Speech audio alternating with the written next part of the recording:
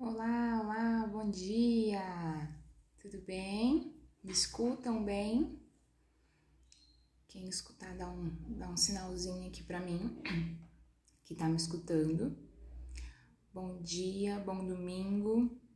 Hoje vim pra gente bater um papo, né? Eu tenho feito lives aos domingos e hoje quis fazer mais cedo antes de eu começar a fazer as minhas obrigações aqui em casa e vim bater um papo com vocês. Espero que vocês gostem dessa conversa. É muito comum, né, as perguntas da sexualidade tirarem o sono dos pais, né, deixarem os pais extremamente constrangidos. E vim hoje conversar um pouquinho com vocês sobre isso.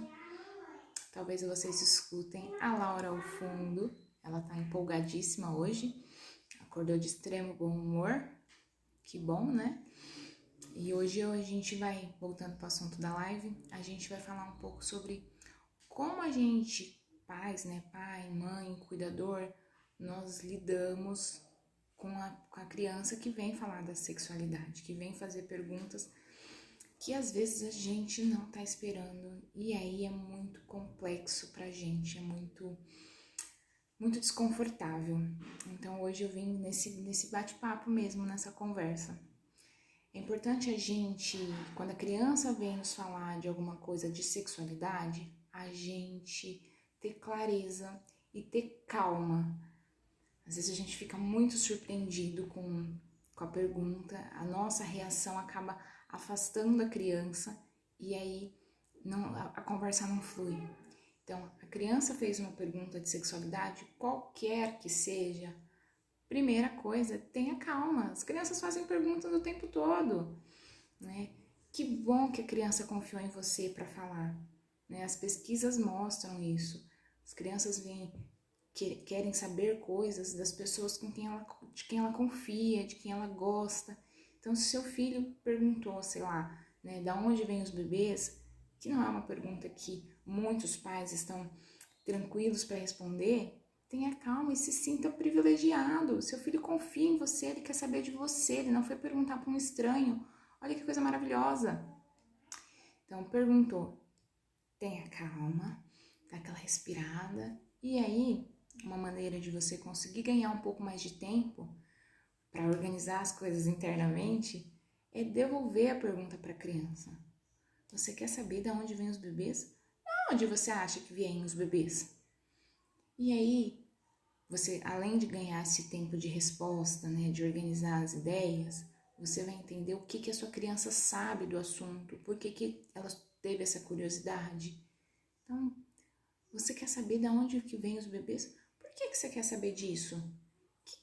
Da onde você acha? Né? Vamos entender esse contexto. Às vezes são perguntas que as crianças, de modo geral, são curiosas. Todo mundo quer saber da sua origem e com as crianças não seria diferente. Então é importante a gente ter essa calma, essa ideia de que bom que confiou e que bom que sou eu que vou responder. Essa criança não vai pesquisar na internet, não vai perguntar para o amiguinho.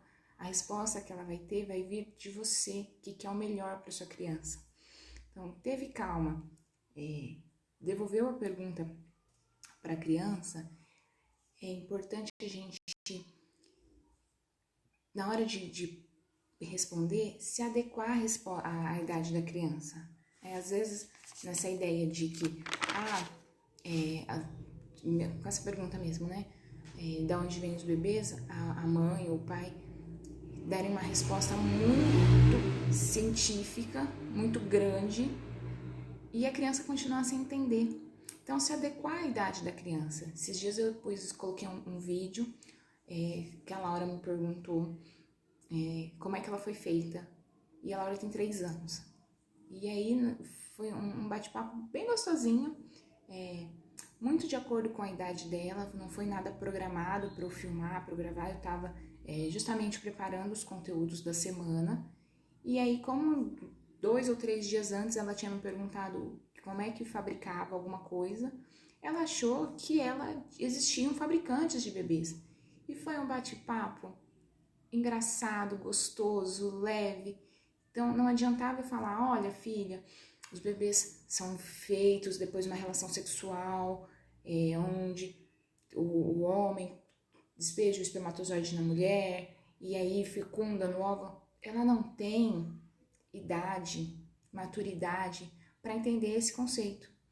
Então, na ocasião, eu respondi, filha, o que você acha?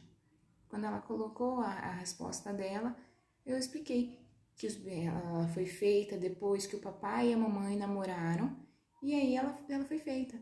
Não precisei explicar muito, porque ela não tem maturidade para entender todo esse conceito. Agora, se ela fosse uma criança maior, aí sim, você consegue colocar mais elementos. O bebê é feito depois de uma relação sexual, o homem coloca na relação, ele libera o espermatozoide, né, o sêmen que tem espermatozoide, que aí ele procura o óvulo dentro da barriga na mamãe e vai dando mais elementos. Mas é muito importante você se adequar à idade da sua criança.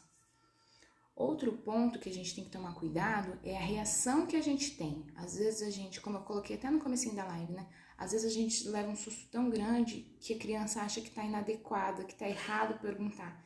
E aí fecha essa barreira, esse canal de comunicação, cria-se uma barreira e aí essa criança não vai conversar com você mais sobre sexualidade, ela não vai se sentir confortável, ela vai ter medo da sua reação.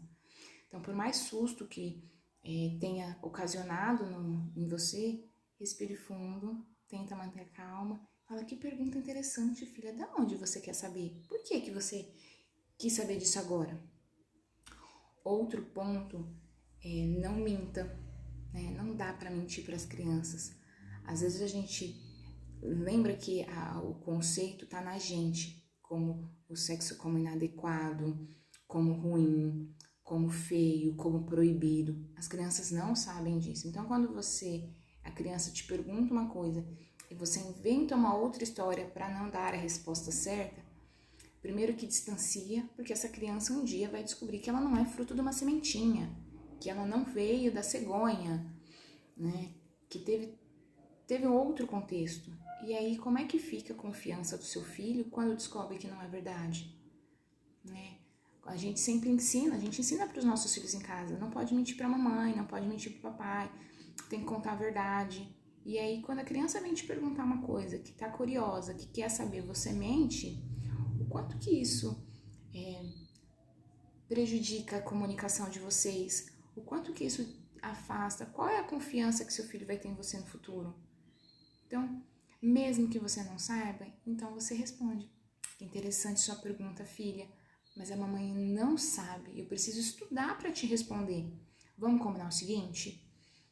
Amanhã, se a criança perguntou na noite, amanhã na hora do almoço a gente conversa sobre isso. Não é feio falar que você não sabe, a gente não sabe tudo mesmo. Então é importante a gente ter esse diálogo de, olha, eu não sei, eu não vou mentir para você. A mamãe não sabe, o papai não sabe. Então a mamãe vai estudar para responder sua pergunta, é muito interessante. Então depois a gente conversa sobre isso. E aí vem para outra dica, né? Não ignore a criança e não volte para dar resposta. Né? Se você combinou com a sua criança que depois vocês conversam sobre isso, depois vocês conversam sobre isso. Às vezes a gente fica tão constrangido que a gente fala, depois a gente conversa e torce para a criança esquecer. Só que não, e o nosso compromisso com o nosso filho? Então, se você combinou, pesquise realmente, né? Vai lá no Google, procura, tem vários instas que tem conteúdos sobre isso. Aqui no meu tem vários pesquisadores que trazem, tem várias profissionais maravilhosas que falam disso. Dá tempo de você se conscientizar para falar para a criança.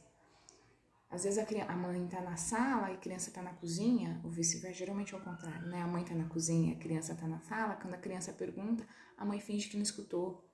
Então, não ignore a sua criança quer saber de você. Lembra que eu falei? A criança confiou em você para te perguntar. Devolva esse crédito que ela te deu, né? Essa confiança. Outro ponto que é importante a gente ter claro é que pergunta da criança pode gerar um bate-papo, uma conversa, uma conexão gigantesca. Então, de uma pergunta pode vir outra, e não necessariamente pode ser pesado. A gente lembra que a gente tem essa ideia de sexualidade, a criança não. E se a gente continuar tendo esses tipos de reação, de tabu, de distancia, a gente não consegue fazer o que a gente mais quer, que é prevenir, que é orientar a criança do toque do sim, do toque do não, é orientar a criança desse canal de comunicação, de que se alguma coisa acontecer com ela, ela pode e ela deve contar com você. Então, se vocês fazem na casa de vocês de uma maneira leve, de uma maneira tranquila, a tendência é que ela confie cada vez mais. Então, da pergunta, né, de onde vêm os bebês, podem vir outras e outras e outras, e ficar um bate-papo, sabe, uma conversa, do mesmo jeito que a gente conversa sobre filme, do mesmo jeito que a gente conversa aqui em casa é o desenho animado, que a Laura curte, né, mas tem algumas coisas que dá, então, e muito na sutileza, não precisa ser pesado. Hoje eu trouxe até um exemplo, fora o que eu coloquei da Laura, né, que esses dias eu recebi de uma amiga, perguntando, né, o filho perguntou o que é camisinha, e essa mãe, extremamente constrangida, falou, pergunta pro seu pai. E aí, olha de novo, né, a criança confiou em você, e tem coisa que ela não queria saber do pai, ela queria saber da mãe, né, então, quando a mãe me mandou uma mensagem, eu orientei ela para puxar esse assunto de novo. Filho, você lembra aquele dia que você me perguntou o que era camisinha? Então, camisinha, como é uma criança pequena, né, eu orientei ela a explicar que a camisinha é uma capa bem fininha de plástico, né, de borracha, plástico não, borracha, que serve para proteger durante a relação sexual. Ponto. Não precisa estender muito. Né? Agora, Camila, meu filho é maior, então dá para dar mais elementos.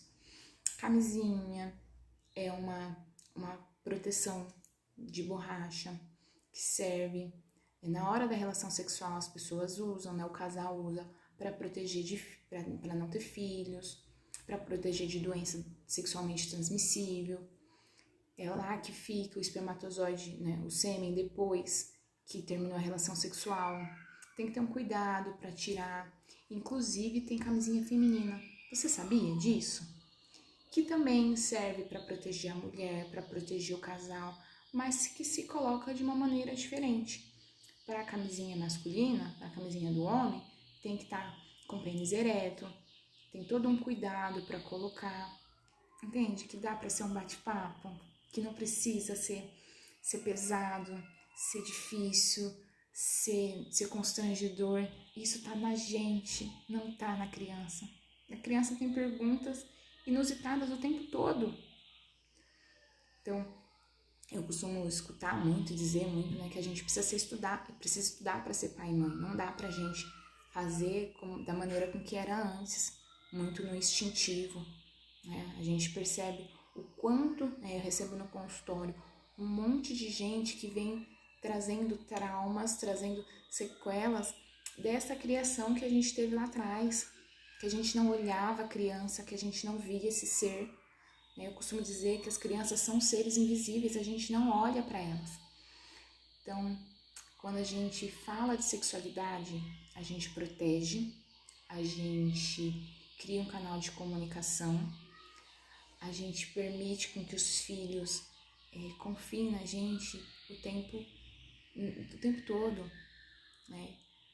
Eu, como mãe de menina, eu quero que minha filha tenha um canal aberto de comunicação quando ela tiver as dúvidas de sexualidade na adolescência. Eu quero que ela venha perguntar para mim. Eu não quero que ela vá perguntar para as amigas da escola. Eu não quero que ela vá procurar na internet. Hoje tudo está muito na palma da mão.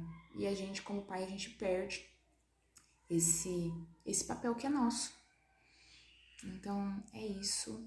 Esse é o bate-papo de hoje, né? Bem bem conversa mesmo, para colocar que falar de sexualidade não precisa ser difícil, não precisa ser pesado. E se de tudo sua criança te perguntar uma coisa que você não sabe, tudo bem falar que não sabe. Nós não somos os donos da verdade. E os nossos filhos sabem disso. Então, filha, que interessante, a mamãe vai estudar para te falar. Depois a gente conversa sobre isso.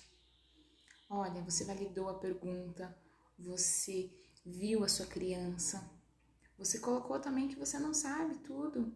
As crianças também têm que entender que a gente tem as limitações como eles também têm. É isso, pessoal. Bom dia, bom domingo, boa semana. Se você gostou do conteúdo, marque aqui outras pessoas. Vamos juntos nessa corrente, né, de falar de sexualidade, de prevenir o abuso sexual infantil, de entender e olhar para a nossa própria sexualidade.